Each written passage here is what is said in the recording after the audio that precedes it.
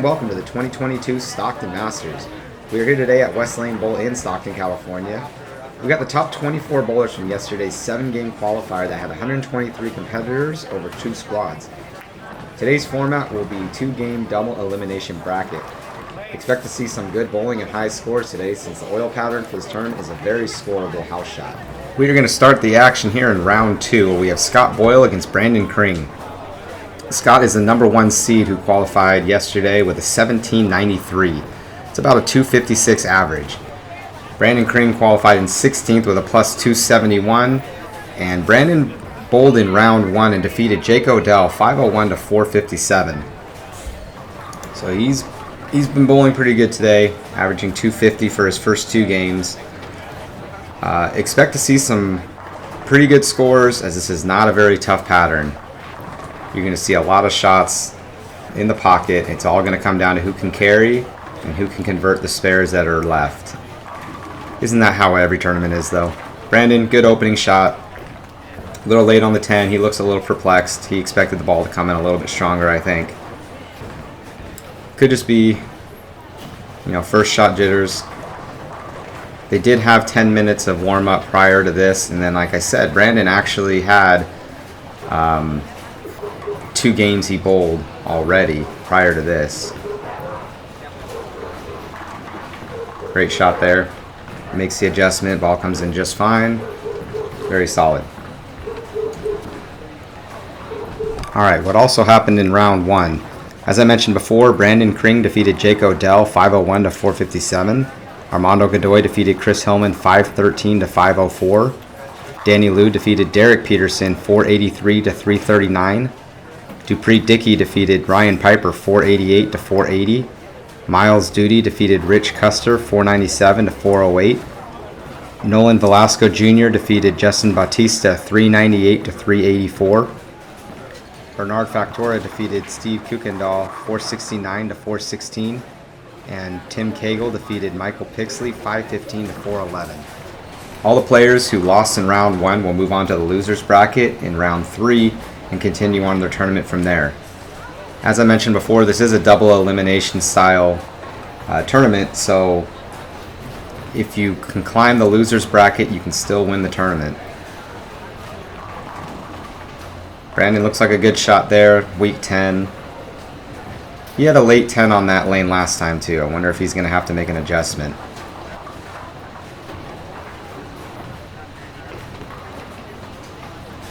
Good cover on the spare.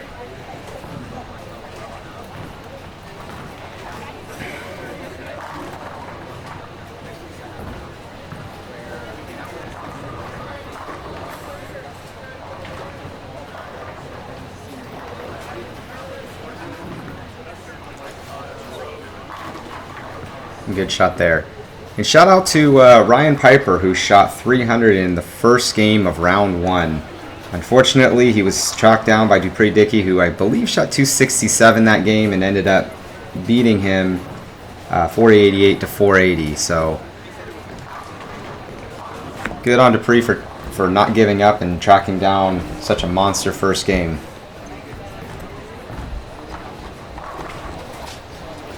Also shout out to yesterday in qualifying. Travis Beasley shot a 300 in game 1. Scott Boyle had a 299 in game 2. Kawika Sadaria had a 299 in game 3. And Keone Sadaria shot 300 in game 6. Congratulations on those. Great shooting.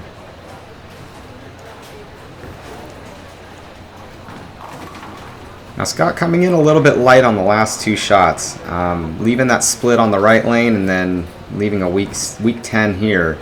I expect him to make a little bit of a move. There's no reason to be out of the pocket this early in the tournament, and what an unforced error there. Missing the 10. Scott a very good bowler, very good spare shooter. I expect him to clean those up.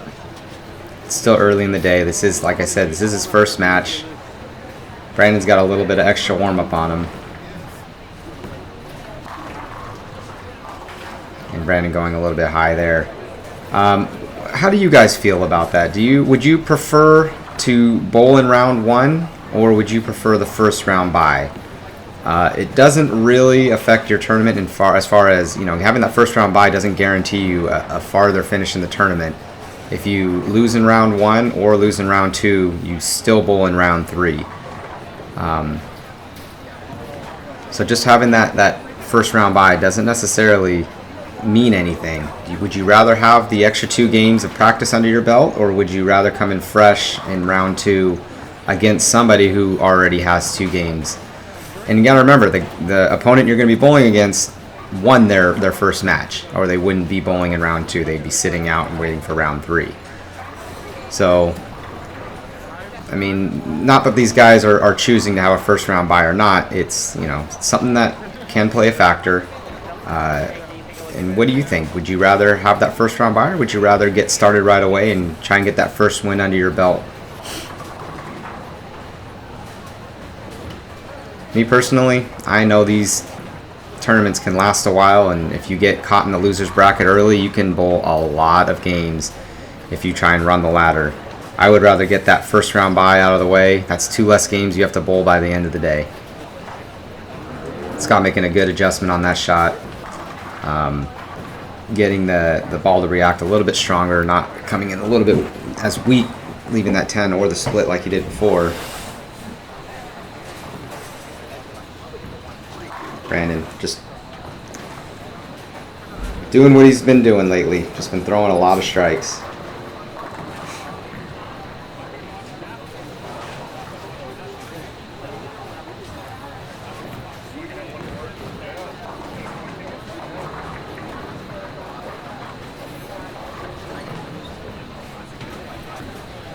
Looks to maybe be a bit inside. No, perfect.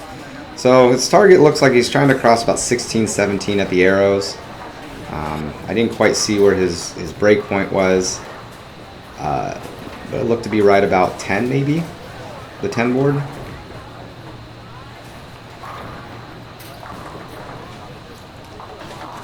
Scott having some reaction issues. He's come in light a few times. He looks a little confused. He thought that was a good shot, and by all accounts, it was a good shot. Ball not quite reading as strong as he might hope, but still getting the strike, still getting the job done. He'll figure it out. Again, a little bit light, so I gotta wonder if maybe he's just not lined up right, or maybe he's seeing something that I'm not. But you know, from back here, it looks like he needs to either make a ball change or he needs to tighten up his line. It looks like the ball is coming in at a decent angle. I think maybe he just needs to square up his shot a little bit and not try and hook it out of the oil quite as hard.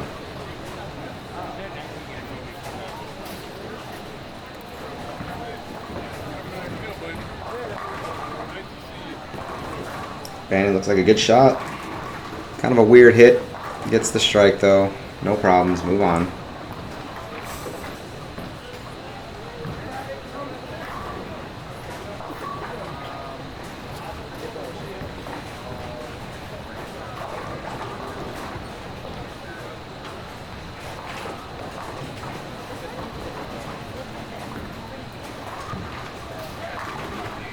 So good shot there. That was a couple boards right of his last shot on that lane, but at the pins, it looked great.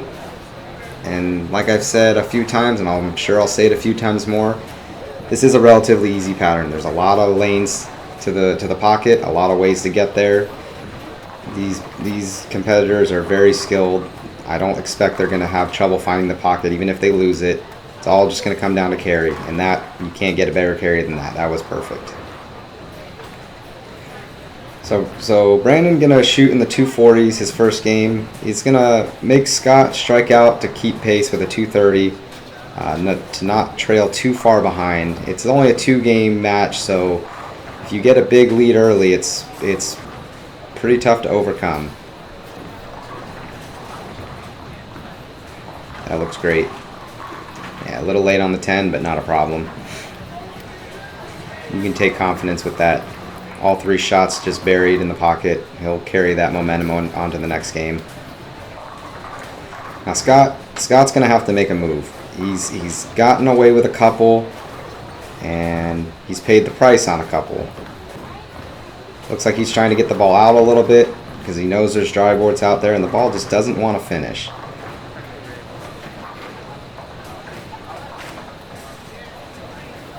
I wish he could hear me right now. I would say square up, don't try and bend the ball out quite as far, and your look is great. But you know, it's one of those things. Maybe I shouldn't be critiquing him. Oh, that was a lucky strike right there on 19. Scott's a much better bowler than I am. If he's sticking with the shot, he's going to figure it out, and he's probably right, and I'm probably wrong. But that was a good shot there. Not sure what adjustment he made, if it was a speed or just the angle off his hand. But that ball read nice, and that was a good shot. Let's see if he can continue that on to game 2. And here you go. Brandon's going to be up 23 after game 1. That's not a huge lead, but it's a nice, comfortable, give you one get-out-of-jail-free mistake. Yeah, he knew it off his hand. He liked that one, and what's not to like? That was perfect. So Brandon's feeling it, and if he's feeling it, it's going to be just that much harder for Scott to try and catch him.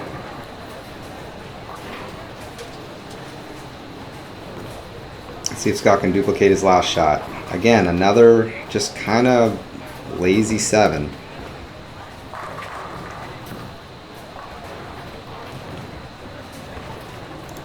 Shout out to a few. Didn't look like a bad shot. Looked like it was great. Ooh, okay, he got the 7. But that's 3 7s he's left now. 1 he missed right. That one could have. You can count that one as a miss right also, but he did pick it up.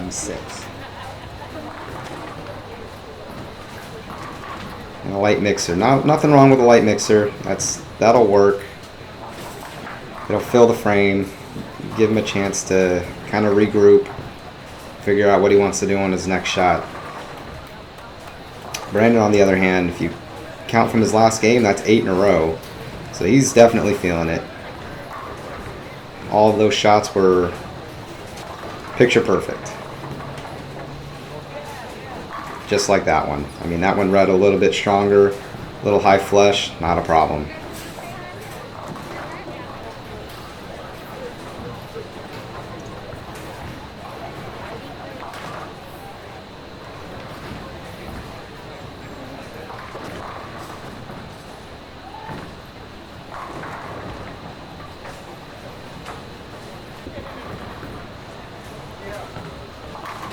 Another great shot. That's 10 in a row for Brandon. If he keeps that up, he's going to make Scott's life much, much tougher on this match. I feel like Scott has to figure it out, and he's got to figure it out now. Because Brandon's not going to give him too much room later. Light mixer again, gets the 10 to fall. He knows he's got to make a move. I assume he knows he's got to make a move. He's not throwing. He's throwing great shots, but he's not getting the reaction he's expecting. And usually when that happens, it's usually not a big adjustment you got to make. That was perfect, and he knows it. Whatever the adjustment was he made there, it was what he needed to make. Let's see if that translates onto the other lane. And let's see if it translates into, the same reaction on the same lane.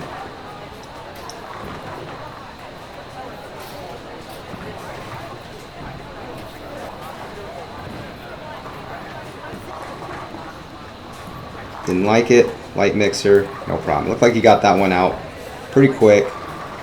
That's 11 in a row. One more for the Verapop at 300. That's 12 strikes in a row over 2 different games.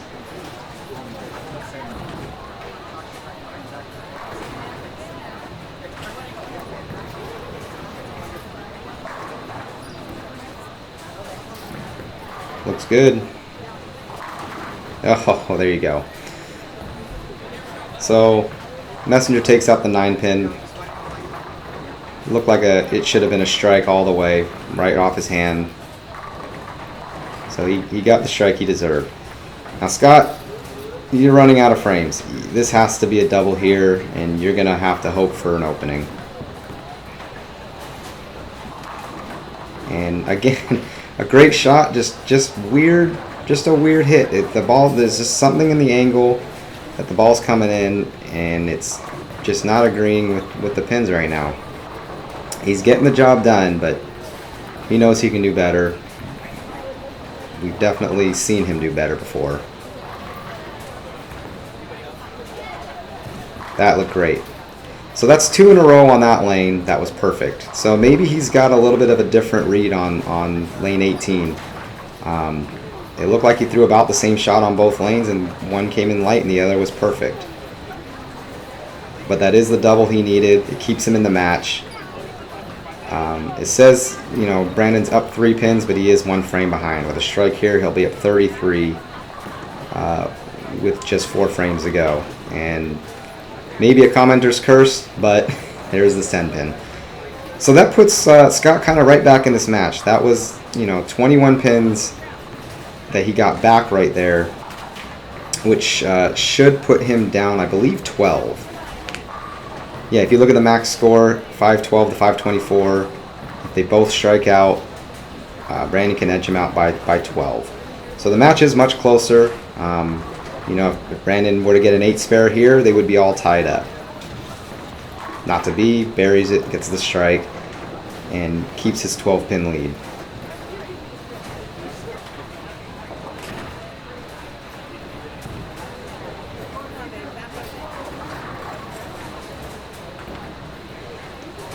And Scott, another must double here. Didn't really seem to like it. His body English said he didn't like it, but that was great. That was the best. That was the most flush shot he's thrown on that right lane, I think. Maybe he pulled it a little, but maybe that's the shot he needs, because that lane definitely seems a little bit tighter. This is another must get. Break shot. So he's keeping himself in it. He's not giving up. He's finding a better angle into the pocket, and when Scott gets lined up, good luck, because he is like a machine. He will not miss.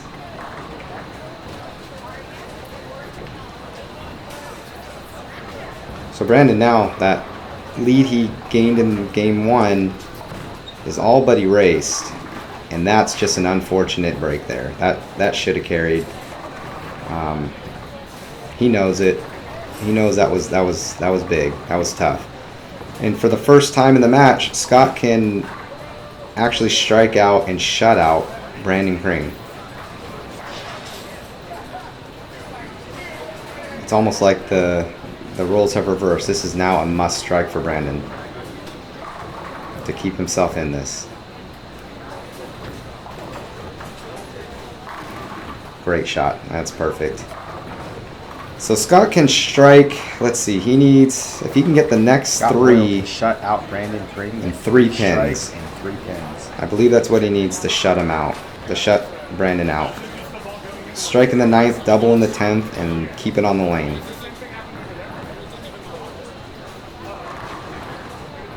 Another 7. So that was a good shot. That lane has definitely been giving him trouble. But, you know, you can cover the spare and strike out and put a lot of pressure on Brandon. Oh, and that doesn't help. Okay, so if Brandon, or if Scott can strike out, that'll put him at 479. And it doesn't look like he has any interest in, I mean, not struck, but I don't think he realizes he's not out of this match yet. Yeah, he's definitely given up on it. But if he would have struck out, it would have forced Brandon to mark in the 10th.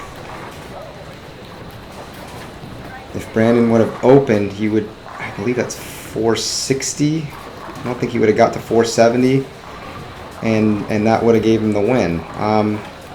But as it is, you know, Scott shooting 468. Brandon's already at 454 on a strike. I think he just needs 8 pins, 8 in 2 shots to win the match. You know, if Scott would have struck out, it would have forced him to mark. And it didn't matter. Brandon struck anyway. But you know, under pressure, weird things can happen. You know, maybe he doesn't. Maybe if he knows he needs a mark, he releases a little different, and maybe he leaves something, and then he's got the pressure of picking it up. But as it is, Brandon's going to win this match. Scott's going to move on to round 3 in the loser's bracket.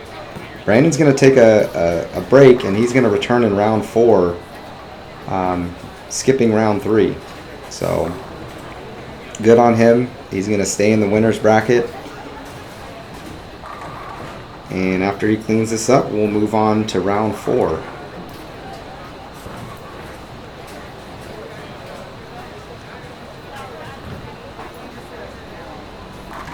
And great shooting, 504 after his 501 in match 1, 504 in match 2. Averaging 250 for today.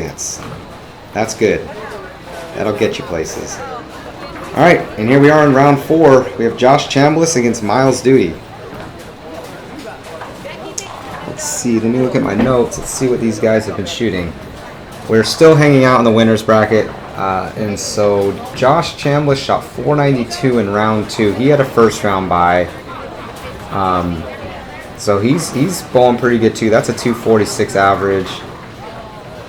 And Miles shot 497 and 475. So he's bowling pretty good. I can't do the math in my head that fast, but that's, you know, right about a 240 something average. So both these bowlers have these lanes pretty well figured out. And of course, as soon as I say that, Josh Chambliss missing way inside, crossing over, going Brooklyn, but getting the strike, so no harm, no foul. Alright, since I didn't show you guys round 3, let's talk about what happened. And just a reminder, that round 3 is the loser's bracket, so all the following players who are going to lose this match are going to be knocked out of the tournament in a 8-way tie for 17th. First off, we had Jake Odell defeat Keone Sidaria 447 to 444. Nolan Velasco Jr. defeated Chris Hillman 445 to 417. Derek Peterson defeated Kawika Sidaria 486 to 388. Mark Del Cerro Jr. defeated Ryan Piper 470 to 417. Rich Custer defeated Scott Boyle 505 to 494. Armando Godoy defeated Justin Bautista 474 to 373. Danny Liu defeated Steve Kuykendall 455 to 427. And Dupree Dickey defeated Michael Pixley 492 to 481. You know, this style format doesn't really favor the leaders from qualifying. If you look at the intro, and where these bowlers started their day in position from their qualifying yesterday, you have Scott Boyle, Keone Sidaria, and Kawika Sidaria as the 1, 2, and 3 seed. All 3 of them go back-to-back losses and get knocked out in an 8-way tie for 17th. So, you know, leading the tournament through qualifying doesn't really mean anything. It's all going to come down to what happens today. You can be knocked out just as fast as anybody else. So, unfortunately, that happened to them. But, you know, they're good bowlers. You'll see them again on this channel plenty of times, I'm sure.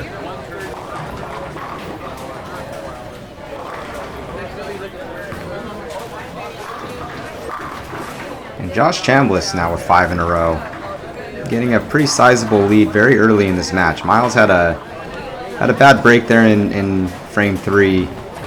Unfortunate leaving that split. Probably didn't deserve it, but it is what it is. That's bowling. He's going to really need to rally here pretty soon. Just not quite there. Making the adjustment off the last one, came in light. Now he's coming in a little bit high. Kind of overcorrected. Alright, I have a question for you guys. And I brought this up with a friend of mine, and we had a conversation. How do you feel about hooking at your spares versus going straight at your spares? You know, leave a comment down below. What do you like to do? Me personally, I try to go straight at everything I can. It just kind of eliminates the variables. If you get on a longer oil pattern or a shorter oil pattern, you don't have to really calculate, you know, the moves you got to make, the adjustments you have to make on your. That's just unfortunate. You don't have to. I mean, he went straight at that and still got a bad break, but I feel like going straight at spares eliminates a lot of variables. You know, I see a lot of bowlers, especially right-handed bowlers, when they leave a 7-pin, they try to hook at it because it's more of a natural swing as opposed to coming across your body to try and project the ball to the left. But so often I see, the ball kind of hit a little bit of oil that they weren't expecting, or even, the ball rolls up a little earlier than they were expecting and the ball overhooks or underhooks. And it's, when you go straight at it, you don't have that issue. And Josh just on a tear, front 7. Maybe we could see a 300 on the channel. That would be amazing. But what do you think? Do you go straight at your spares or do you hook at them? Obviously, if there's a sleeper, that's a little different. I obviously would hook at that also. But single pin spares especially, I don't see a reason to hook at it. Just go straight at it. Doesn't matter what the oil pattern is, it's the same every single day.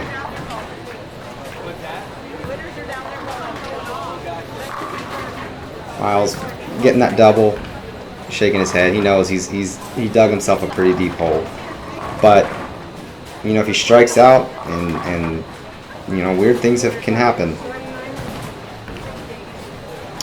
Let's see if Josh can get the next 2 and set himself up for a 300. That's great. Front 8. He's feeling it. And it looks like he's got a little bit of room to miss. He's in the right area of the lane to where he can afford to miss a little left and a little right, and it's not really affected that much. That's the beautiful thing about this pattern. There's a lot of ways to get to the pocket, and you don't have to be all that accurate. Not saying these guys aren't. Oh, that's not a great shot. That's not to say these guys aren't accurate. These guys are great bowlers, but the little mistakes that they might make aren't really. Oh, what a great pickup. The little mistakes that they're making aren't, you may not really notice unless you're paying really close attention to the lines that they're trying to hit, just because the pattern is forgiving.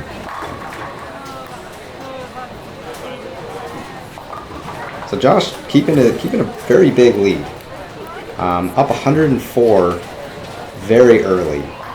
Now, if Miles can strike here, it'll cut down to 74, which he does. But that's a lot to overcome.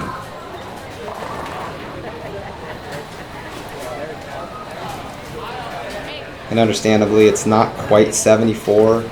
Miles is on a double, whereas Josh Chandler is on only on a spare.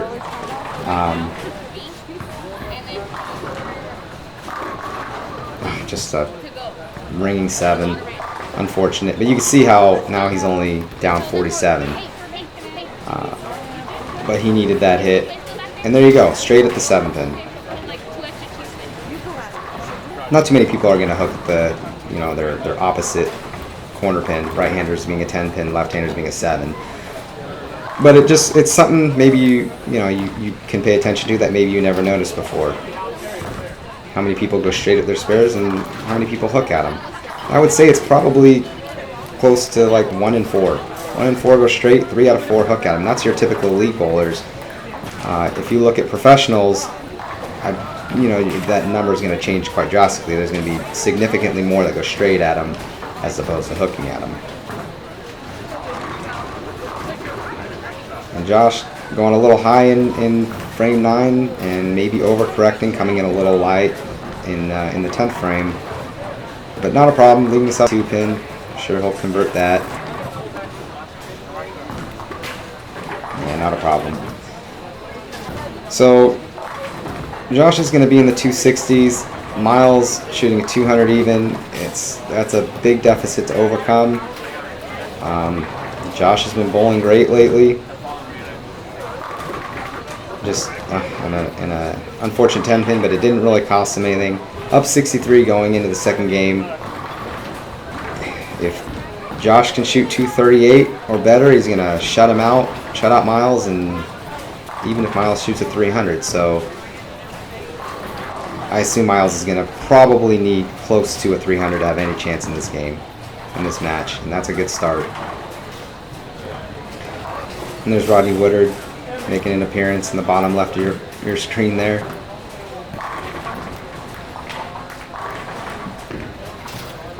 The Woodards have been a big part of West Lane Bowl for as long as I can remember. I've been in the game for 20-something years, and Rodney and his family have been there well before that.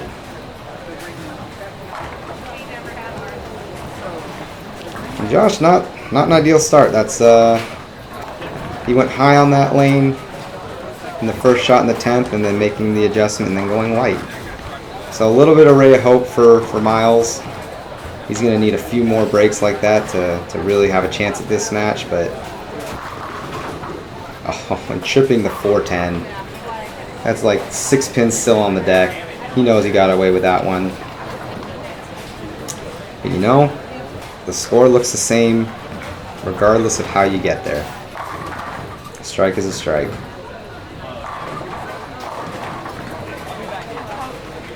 So Miles pretty much needs to be perfect from here on out. And it's a good way to start, tripping the 6-8. Saying, hey, I can get a few good breaks here too.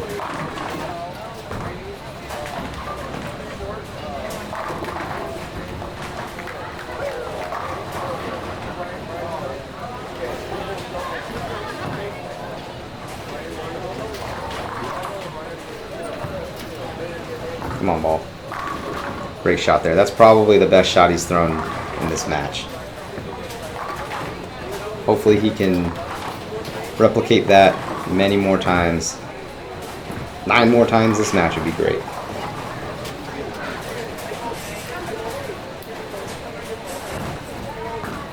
Chambliss, great looking shot. Little high flush, trips the 9 late. And he doesn't really, he's finding trouble on that lane. He's thinking he's making good shots and he's not getting the reaction he wants, so we'll see what he does on that lane next time. But it looks like he's liking the left lane. He hasn't really, he had that one mishap in the 9th frame of the first game where he had the 5 count, but since then it's just been perfect on that lane. Yeah, he's gonna make it tough for Miles to come back.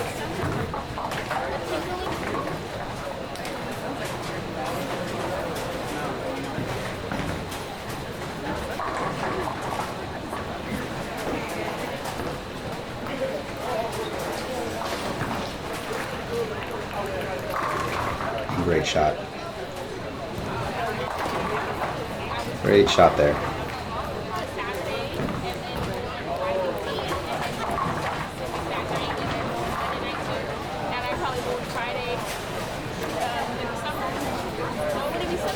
I gotta feel like Josh Chambliss has a pretty comfortable lead and he's not too worried about whatever Miles is doing, but I promise you, if Miles starts stringing him...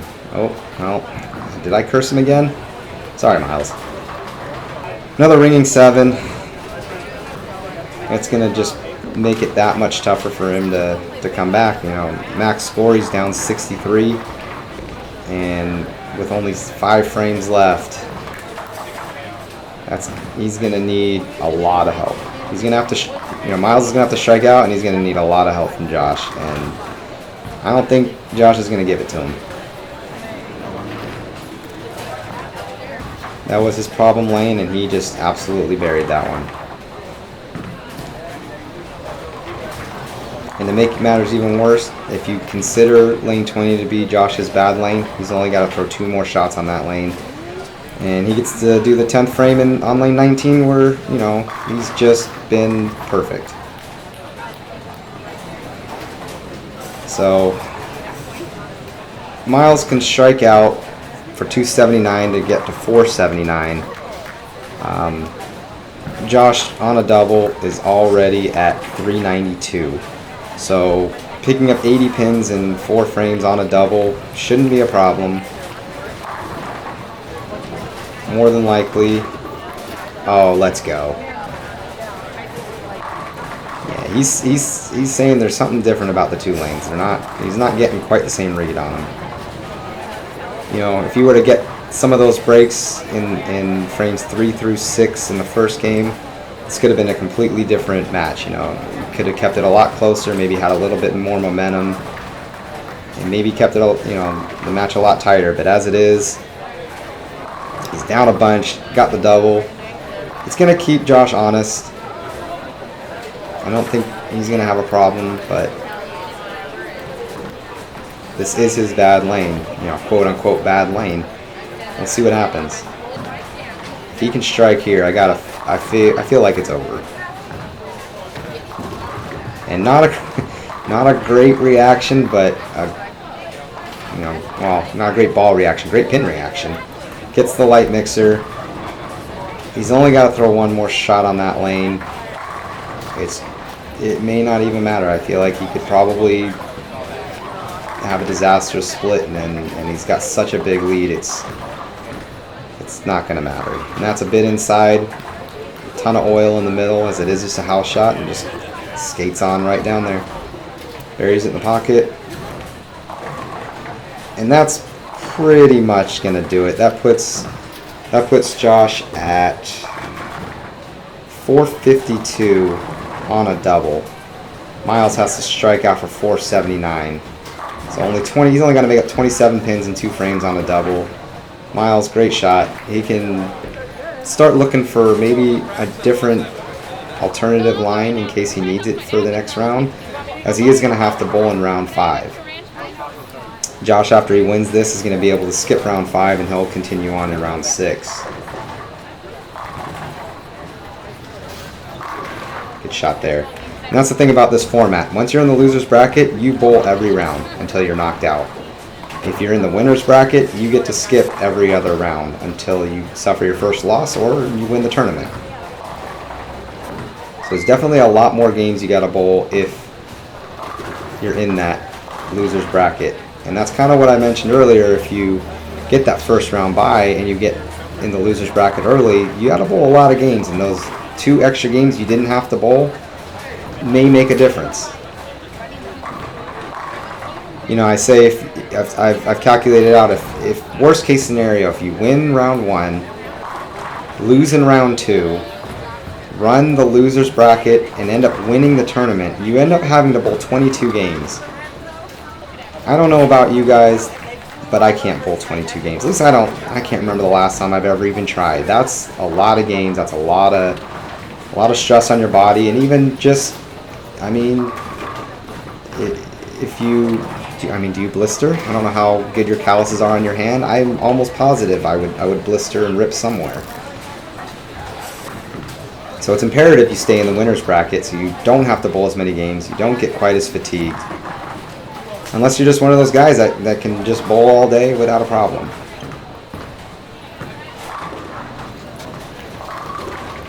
Miles figuring it out, too little, too late. He's in the 270s now, but he's already been shut out. Josh is just going to go and finish this match. And he's going to move on to round 6. Miles is going to move on to round 5. And Josh trying a little bit of a swing shot. Yeah, he's got a lot of options to pick from. Miles, great finish. He'll carry that momentum on to the next round. Alright, that's going to do it for part 1. Come on back and join us for part 2, where we're going to have round 6 and round